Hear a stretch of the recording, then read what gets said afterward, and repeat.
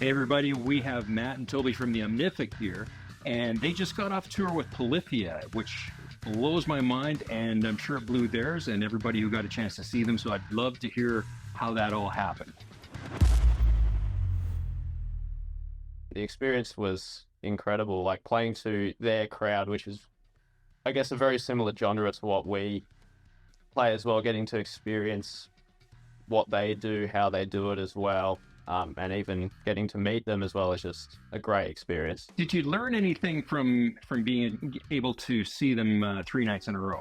I think we learned their dedication to their craft. Through their sound checks and how many times they ran through the songs, and the way they interact with the crowd. Just as entertainers for sure. Like they put on a great show, and you can't deny that. Everyone in the room is energetic and Energizer bunnies because of the just the energy that's circulating through there. So Now, it seems like you guys are pretty used to playing for your own crowd. What was it like to play for somebody else's? I think for this crowd, fortunately, like being in a similar like instrumental progressive kind of genre, it was still like people who enjoyed the type of music we played as well.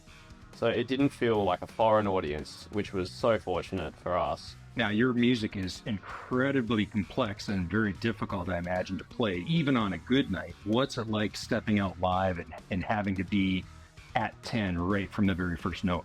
for me personally, I have it's like 20 minutes. We probably all have a similar kind of amount of time, but 20 minutes before the show, kind of doing some active warm-ups, which involves kind of shoulder rolls and wrist rolls and just certain scale warm-ups. And then I repeat that twice. Have a lot of water throughout the day. Have a little bit of food before we go on stage, a little bit of snack to just boost the sugar, just to kind of get you to that point where you're like, let's go, let's like put on a really good show. Physically warm and I guess mentally in that space as well. If we do that, that's the routine, then you're gonna be there. Matt probably has a bit of a different routine, if there is one. I guess practice routine.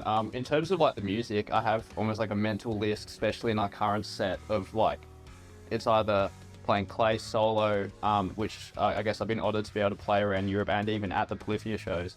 Like making sure I'm confident with those riffs, because once I'm confident with the hard parts, then everything else kind of falls into place. I'll usually just run through a couple of solos, anything I find nerve-wracking, I guess. Like if I stuff it up, it's not something I want to do on stage.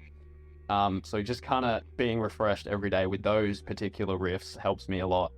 I can't remember your tunings. Are you tuning standard or are you tuning alternate tunings? For the current live show, we use standard, drop A, and drop C. I think that was all we did. On the new record, there's more, which is kind of a bit of a pain on stage. And what are you using Dingwall strings, or are you using Kaliums or the Darios, or what are you using? Yeah, Dingwall strings. Yeah, they've been great. They sound awesome on it. Ah, cool. Developing those strings was, man, it was dozens of years. It's like, it'd be perfect. And then little by little, you'd start to notice one harmonic on one string.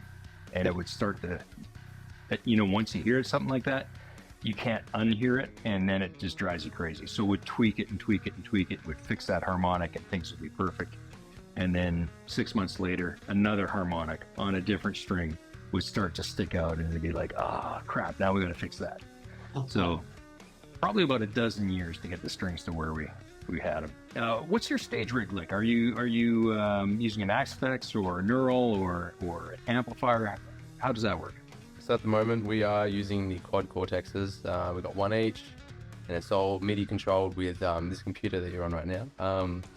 And so we don't have to worry about that. We haven't had to worry about button pressing for a couple of years now, and it really helps, and just focus on the playing. But that's got some dark glass captures, as well as some clean and tone patches that we have collected from our recordings and the plugins that we use. And so it's pretty much just recreated in the live sense, it